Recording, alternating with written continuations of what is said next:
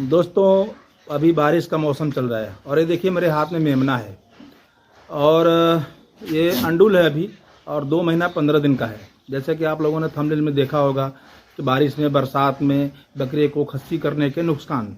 तो देखिए उस चीज़ को पहले तो समझना पड़ेगा। खस्सी तो आप कभी भी कर सकते हैं, किसी भी मौसम में कर सकते हैं, लेकिन ख़ास तौर से बरसात में कुछ सावधानियां बरतना पड़ता है। अगर आप वो सावधानी नहीं बरतेंगे तो फिर आपका मेमना, आपके बकरी का बच्चा मर भी सकता है। तो पहले तो समझ लें। देखिए 3 टाइप का खस्सी किया जाता है बकरे को। तरीके तो बहुत है, लेकिन 3 सबसे बढ़िया तरीका है। एक तो रबड़ बैंडिंग, आप लोगों ने देखा होगा, नया विधि आया है रबड़ बैंडिंग, जैसे कि आपको फोटो में दिख रहा होगा। इसके जरिए भी खस्सी करते हैं। तो अब उस पर मैं बता देता हूँ। जैसे कि देखिए बकरे का अंडू है, यहाँ पर आपको दिख रहा होगा। तो रबर यहाँ पर लगाया जाता है, रबर यहाँ पर लगाया जाता है। और कुछ लोग कहते हैं कि रबर यहाँ पर लग गया तो पेशाब कैसे? भाई पेशाब बकरा यहाँ से नहीं, पेशाब यहाँ से करता है। तो और यहाँ रबर लगाने से बकरे का पेशाब नहीं रुकता है। तो भी अब आप उस चीज़ को पहले समझ लें कि अब देखिए मैंने दिखा दिया है, इसको मैं छोड़ देता हूँ, फिर जो है कि आपको अच्छे तरीके से मैं समझा पाऊँगा। जाओ जग्गू, नीचे जाओ बेटा। तो जैसे कि मैंने बताया रबर विधि, रबर विधि से जब आप खस्सी करते हो, रबर क्या है, जहाँ रिंग लगता है, जैसे कि यहाँ पर रिंग लग गया, वो क्या है, धीरे धीरे धीरे धीरे वो उसके अंडू को सुखा देता है, उसकी गोटियों को वो सुखा देता है। और जहाँ पर रबर रहता है वहाँ पर वो धीरे धीरे कटने लगता है, यानी घाव बनने लगता है और सूखते रहता है। अब क्या होता है कि 5-6 दिन, 8 दिन, 10 दिन में आप रबर को काट के निकाल देते हैं। उसके बाद वहाँ पर जो घाव बना है और जो उसका अंडू है वो सूख जाता है और वो घाव धीरे धीरे धीरे धीरे बढ़ता है और उसका अंडू गिर जाता है। तो वहाँ पर क्या है, घाव बन जाता है। अब इसको यहीं पर छोड़ते हैं। अब बताते हैं दूसरा, फिर तीनों का मैं एक ही साथ बताऊँगा। तो अभी उसका अंडू गिर गया है और रबर जहाँ लगता है वहाँ पर भी हल्का फुल्का घाव रहता है। अब इसको यहीं पर रोकते हैं, आगे बढ़ते हैं। दूसरा है चाँपा। अंडू को चापा जाता है, जहाँ पर हम रबर लगाते हैं वहीं पर उसकी नसों को दबाया जाता है। जब उसकी नस को दबाया जाता है तब भी ऊपर चमड़ी पर हल्का फुल्का घाव होता है। और अब इसको भी यहीं रोकते हैं। तीसरा है ब्लेड। ब्लेड के द्वारा चीड़ करके उसकी गोटियों को बाहर निकाल दिया जाता है। और जब बाहर निकाल दिया जाता है तो दोस्तों ये थोड़ा बड़ा घाव हो जाता है, यानी बड़ा कट लग जाता है। अब आते हैं, तीनों को मिलाते हैं।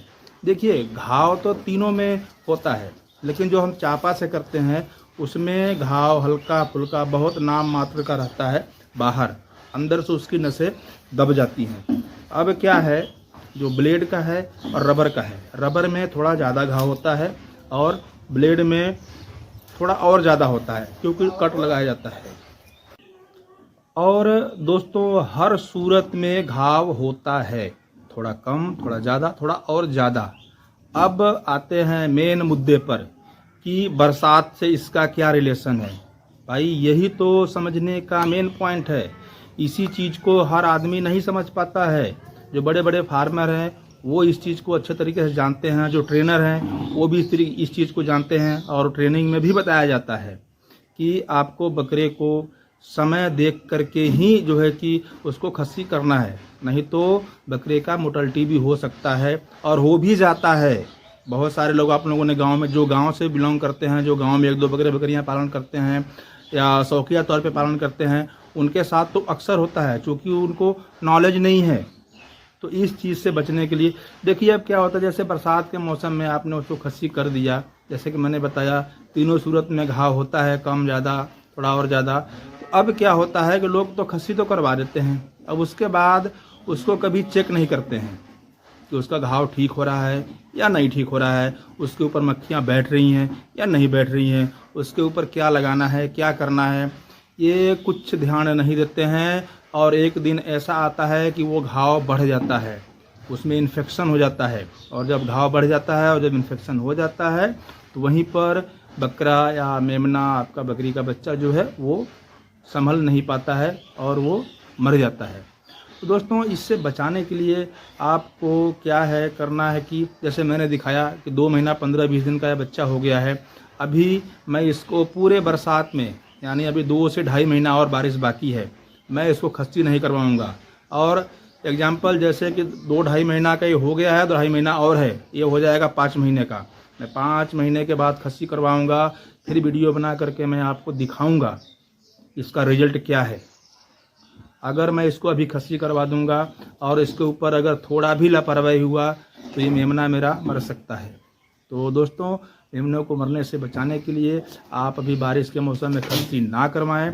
जब भी आपको खस्सी करवाना है, जैसे ही बरसात ख़त्म हो जाए, चूँकि बरसात में घाव भीग गया तो भी ठीक नहीं होगा। अब आप वो ऐसी जगह है कि आप मलहम पट्टी वहाँ कर नहीं सकते हैं, पट्टियाँ नहीं बांध सकते हैं।